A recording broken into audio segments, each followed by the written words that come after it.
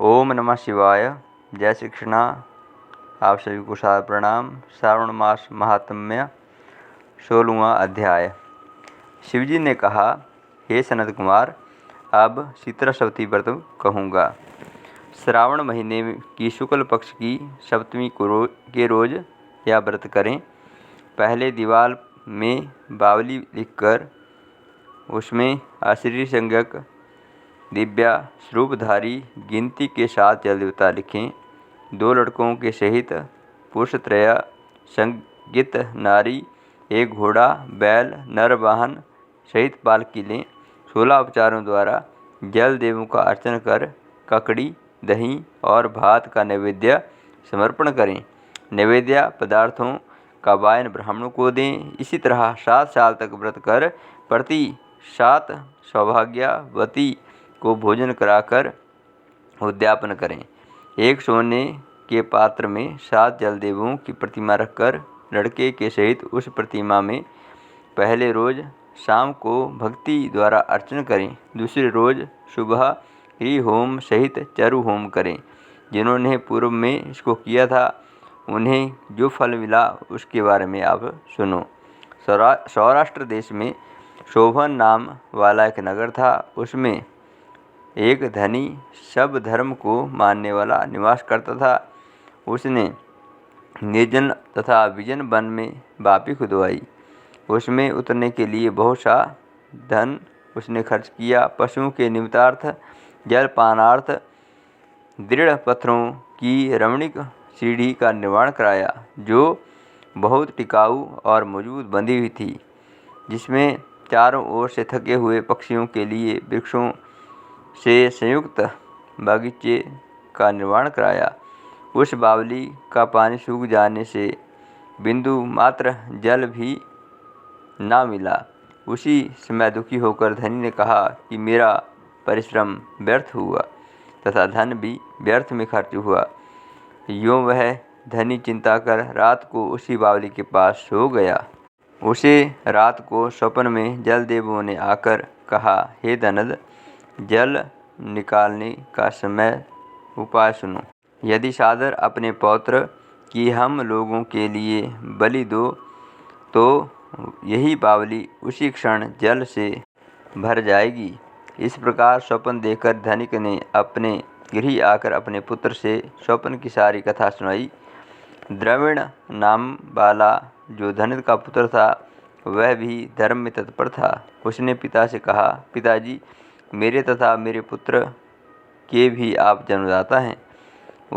उसमें यह विचार धर्म का काम है।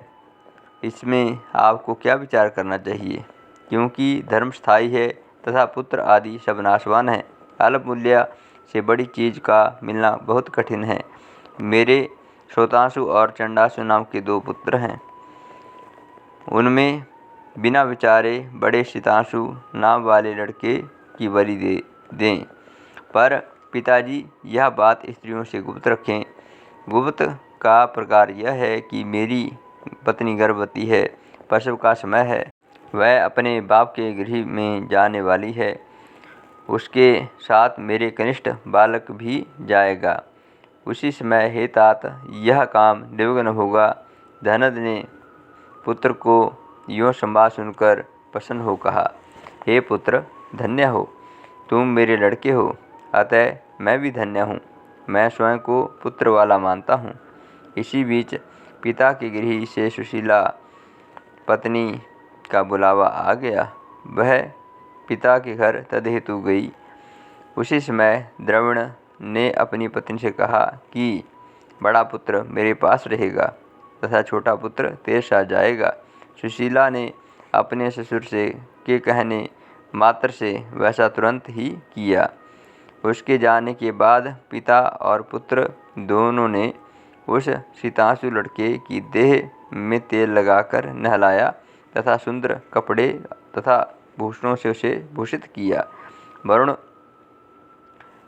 नक्षत्र पुराषाढ़ा के आ जाने पर प्रसन्नता से बावली के किनारे उस लड़के को खड़ा कर दोनों ने कहा, इस लड़के की बलि से जल देवता प्रसन्न हो। उसी क्षण उस पुत्र की बलि से सुधा तुल्य जल से बावली पूर्ण हो गई। दोनों बावली को जल से भरी देखकर बड़े प्रसन्न हुए। पुत्र के नाश से दुखित हो अपने घर लौट आए। अपने पिता के साथ घर सुशीला तीसरा लड़का पैदा कर 3 मास बीत जाने के उपरांत अपने ससुराल चली। उसी बावली के पास आई तो उसे जल से परिपूर्ण देखकर विस्मय को प्राप्त हो उसने उसमें स्नान करके बोली कि मेरे ससुर ने जो यह बावली खुदवाई है, जो उद्योग किया है तथा धन का जो खर्च किया है वह यथोचित है। उस रोज श्रावण महीने की शुक्ल पक्ष की सप्तमी तिथि थी। सुशीला ने शीतला का शुभ व्रत कर वहीं पर दही तथा चावल मंगवाकर स्वादिष्ट भोजन कराकर जल देवता को अर्चन कर दही चावल और ककड़ी का नैवेद्य देकर वायन ब्राह्मण को दिया। अपने बालक सहित उसने उसी दही चावल और ककड़ी का भोजन किया। वहाँ से सुशीला का गांव 4 कोस पर था। जब वह रमणीय पालकी पर सुशीला सवार होकर घर की ओर दोनों लड़कों के सहित चली, उसी समय वे जल देव कहने लगे कि इसका लड़का दे देना चाहिए, क्योंकि यह बड़ी सद्बुद्धि से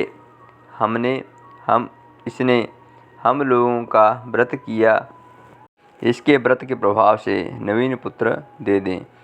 यदि पूर्व का उत्पन्न लड़का नहीं दिया तो हमें प्रसन्नता का क्या फल होगा। इसी प्रकार दयावान जलदेवों ने आपस में बातचीत कर उसे जल से बाहर निकाल कर विदा किया। माँ को देखकर लड़का माँ के पीछे पीछे भागता हुआ माताजी ऐसा कहकर पुकारा। तब लड़के की ऐसी वाणी सुनकर माँ ने मुड़कर देखा। सुशीला अपने लड़के को देखकर चकित हो गई। उसने उसे गोद में उठाकर सूंघने लगी और उसने उसे कुछ नहीं पूछा। सोचा कि यदि मैं से पूछूंगी तो यह डर जाएगा। वह अपने चित्त में विचरने लगी कि यदि इसे यहाँ से चोर ले जाते तो इसका अलंकारों से भूषित होना बड़ा कठिन था। यदि पिशाच पकड़ लेते तो वे कैसे छोड़ते, और घर के संबंधी चिंता का समुद्र का गोता लगा रहे होते। ऐसा विचार युक्त हो सुशीला अपने मकान के दरवाजे तक पहुंच गई। अब पिता पुत्र दोनों विचारमग्न हो कहने लगे कि सुशीला क्या कहेगी तथा उसके पूछने पर हम क्या कहेंगे। इस बीच तीनों बालकों के सहित सुशीला अपने घर में पहुंची। ससुर तथा पति ने बड़े पुत्र शीतांशु को देखकर परम आश्चर्यान्वित और प्रसन्न हो पूछा, हे शुचिमते, तूने किस पुण्य या किस व्रत को किया था। हे भामिनी, पतिव्रता हो, धन्य हो तथा पुण्यवती हो। इस शीतांशु को मरे आज 2 महीने बीत गए हैं, परंतु तुमने फिर से इसे कैसे प्राप्त किया तथा बावली भी जल से पूर्ण हुई। जाते समय यहाँ एक लड़के को लेगी और आते वक्त 3 पुत्रों को लेकर आई। हे शुभ्र, वंश का उद्धार तुमने किया। हे सुवान्य, मैं क्या तुम्हारी स्तुति करूं।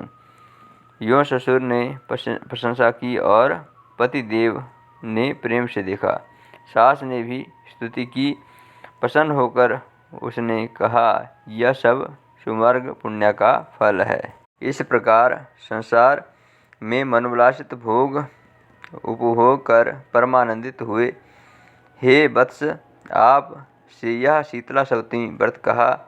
इसमें दही चावल, ठंडा शीतल ककड़ी, फल, बावली, जल तथा शीतला देवता कहे गए हैं। इसे करने वाला ताप व्रत से मुक्त होते हैं और इसी कारण श्रावण महीने की शुक्ल पक्ष की सप्तमी का यथार्थ नाम शीतला सप्तमी हुआ। जय श्री कृष्णा। ओम नमः शिवाय। आप हमारे इस चैनल को अवश्य सब्सक्राइब करें, अपने मित्र परिजनों के साथ इसे शेयर करें, ताकि आपको सनातन धर्म से जुड़ी हुई और भी गोपनीय बातें हम आपको समक्ष लाते रहें। हर हर महादेव।